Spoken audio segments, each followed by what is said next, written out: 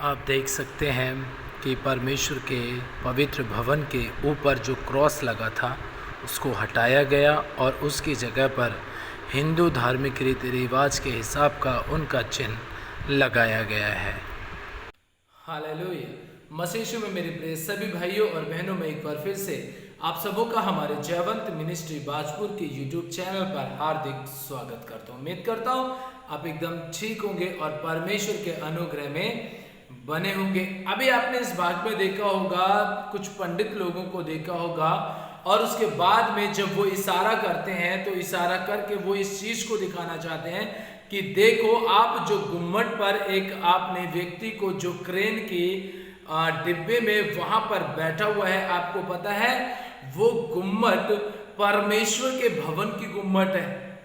वो एक चर्च था यूरोपियन देश में, यूरोप में एक चर्च था जिसके ऊपर पवित्र चिन्ह मेरे पीछे भी देख सकते हैं क्रॉस है। वो क्रॉस उस चर्च की गुम्मट पर लगा हुआ था और वो चर्च की गुम्मट से क्रॉस को हटा करके वहां पर हिंदू धार्मिक रीति रिवाज से जो उनका चिन्ह होता है वो लगाया जाता है। और इतना ही नहीं, उस चर्च के अंदर जिसमें कभी परमेश्वर के लोग परमेश्वर की आराधना किया करते थे, परमेश्वर की महिमा करते थे, उन लोगों ने वहां पर, कुछ लोगों ने और भी मिलकर के वहां पर पूरी तरीके से एक चर्च को हिंदू के मंदिर में तब्दील कर दिया।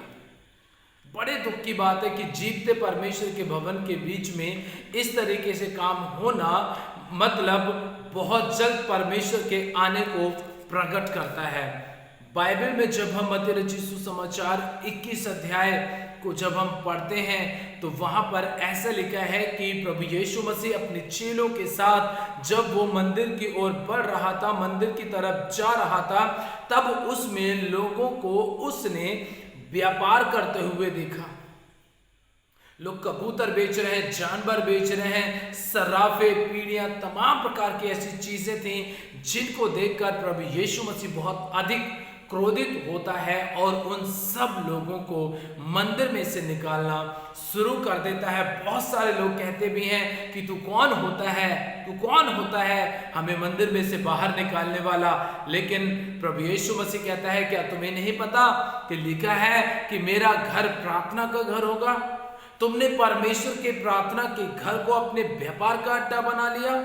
यूरोप देश के अंदर परमेश्वर के भवन को, जहां पर प्रभु की बड़ाई होती है, वहां पर उन्होंने एक मूर्ति को स्थापित कर दिया और उस मूर्ति की स्थापना करने के बाद जिस पवित्र वेदी के पास में, जिस पवित्र वेदी पे परमेश्वर का सामर्थ्य जीवित वचन रहता था, आज उस जगह पर, उस पवित्र वेदी के पास में एक बड़ी मूर्ति का आयोजन कर दिया गया।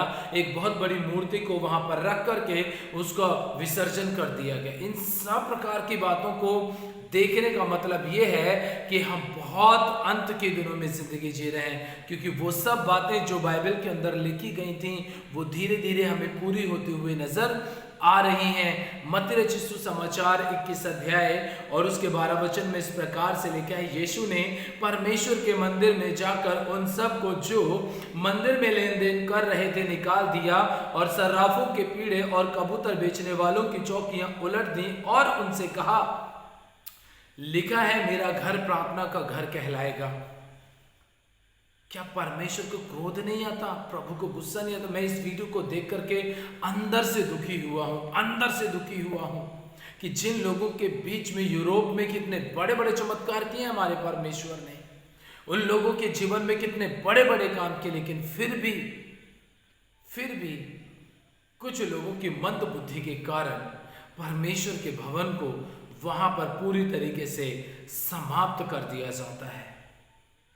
यहां पर प्रभु यीशु मसीह ने जब कहा कि मेरा घर प्रार्थना का घर होगा, तब वहां के लोग भी चुप हो गए होंगे कि हाँ ये बात बिल्कुल ठीक है, व्यवस्था में लिखा हुआ है।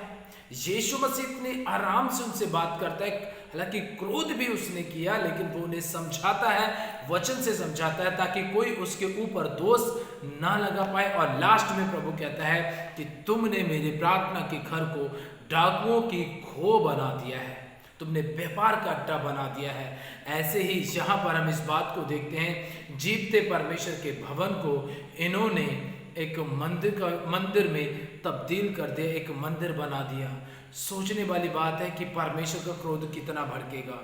और मैं जानता हूँ इस बात को कि जो ऐसी हरकत वहाँ पर की गई है, परमेश्वर के भवन को, चर्च को मंदिर के रूप में परिवर्तित कर दिया गया है, तो मैं एक बात बहुत अच्छे से जानता हूँ कि जब प्रभु यीशु मसीह दुनिया में रह करके उसने अपने परमेश्वर के भवन को लेकर के इतना क्रोध किया और सब कुछ नष्ट कर दिया, तो बहुत जल्द आप यूरोप के अंदर भी एक ऐसी भयंकर विपत्ति कह सकते हैं या आफत कह सकते हैं या फिर एक महामारी कह सकते हैं, इन सब चीज़ों को आप बहुत जल्द देखने पाएंगे। क्यों? क्योंकि जब परमेश्वर यहाँ दुनिया में रह करके अपने मंदिर को साफ सुथरा कर सकता है, तो स्वर्ग में रह करके ये जो काम किया गया है, इन सब चीज़ों के लिए भी परमेश्वर जरूर बदला लेगा।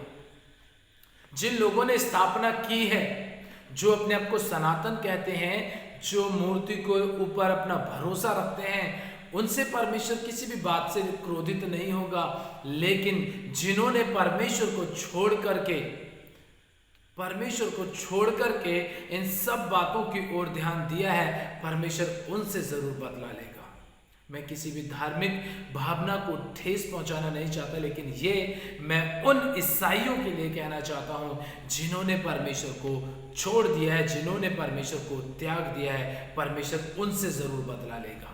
तो प्रियो, इस घटना को देख करके आपकी क्या राय है, कमेंट बॉक्स में हमें जरूर बताएं। और यदि आपको ये वीडियो अच्छी लगी है तो एक लाइक कर दीजिएगा और शेयर भी कर दीजिएगा। यदि चैनल पर पहली बार आए हैं तो सब्सक्राइब भी जरूर कर दीजिएगा।